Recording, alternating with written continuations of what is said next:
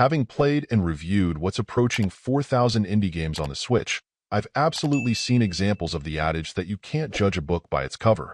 Whether the graphics are minimalist, low poly, or even mostly expressed through colors or tones, it is possible to make compelling experiences that aren't pushing the Switch hardware by any stretch of the imagination.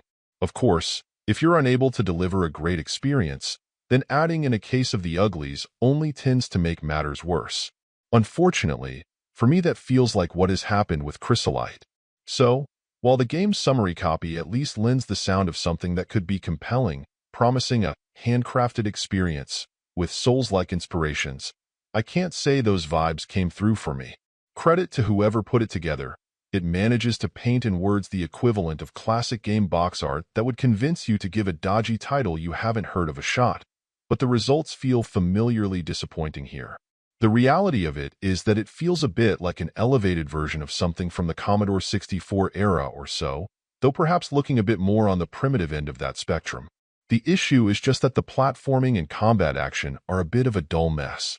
As someone who has never really latched onto the joys of Souls-likes, I've played quite a number of games in that vein, and this offered no such challenge for the most part. With enemies perhaps taking some effort to knock off with your pixelated sword, but given such a minimal level of detail to everything, there is next to no real room for much nuance or analyzing attack patterns.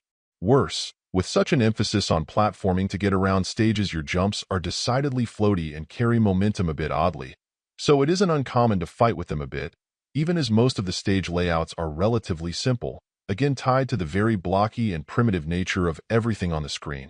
At the end of the day, while I appreciate what may have been the vision for Chrysolite, and I'm sure there was passion put into its construction, all I can evaluate it on is the result.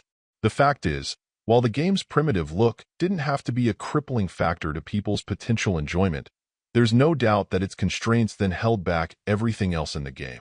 Complex attack patterns are a challenge to express with only a few pixels to work with, and even setting up more elaborate platforming sections isn't necessarily possible when everything is inherently so chunky. It may have strived to be more, but the result is still hard to get excited about in almost any way with so much out there to choose from.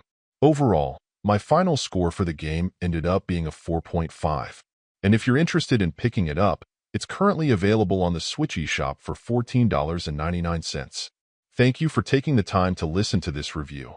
And if you'd like more information or ideas of indie games worth checking out on Switch, be sure to click on the link provided in the description. Until next time.